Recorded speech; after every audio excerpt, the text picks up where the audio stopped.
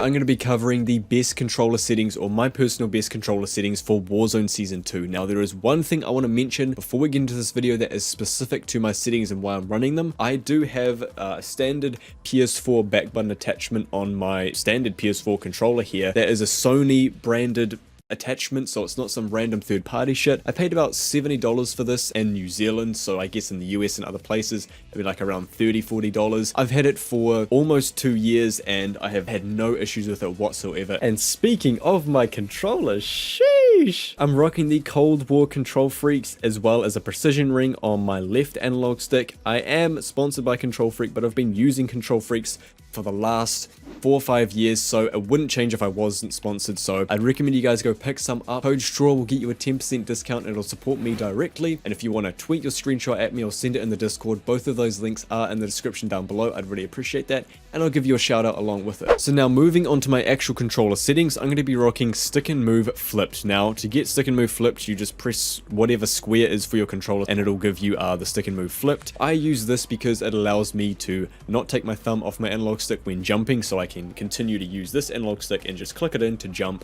I feel like a lot of you know what stick and move flipped is, or stick and move is. Now the flipped part is being able to use these top two triggers to ADS and shoot instead of these two, because they are quite literally just a faster, it's just faster reaction. I don't mess around with the stick layout preset or anything like that. I haven't touched the dead zones at all. But going on to the sensitivity, this is kind of a big one. It's still personal preference, but I like to use 7 for both vertical and horizontal. This is like the perfect medium for me, a perfect sweet spot. And then my ADS sensitivity multiplier is a 0.8. It should be a 0.85, but it's a 0.8 right now, so I'm going to go ahead and change that.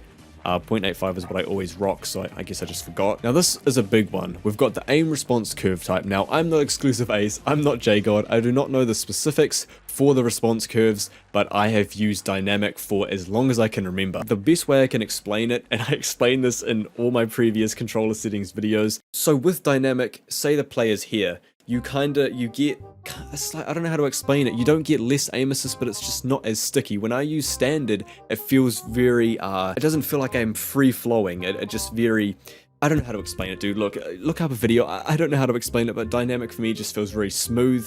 So use/reload behavior is quite a big one. This setting basically on contextual tap allows you to just press a button to pick up items instead of having to hold to pick it up, which is not what you want in any type of situation. Next up is the armor plate behavior. Now I personally have this on apply 1 because there are a lot of situations where I don't necessarily want to completely plate up. Maybe I'm in a close range engagement and it's like a really full-on fight and I just want to pop around a corner, quickly plate up once, get back into the gunfight. You don't always necessarily need all your plates to win fights. Sorry, I'm moving back. I've died a lot having apply all on. Now, while a lot of controller settings are personal preference, just like contextual tap and what I'm about to talk about next, these settings actually make a difference in your gameplay. So we're going to start off with slide behavior. I've got that on tap. Now this is kind of just like having stick and move flipped. If you have it on tap, you just press your slide button and you will slide instead of having to hold it and then you slide. Like it's quite literally slower to not have it on tap. Next up is going to be the automatic tac sprint. Now I didn't use this for about 1.5 years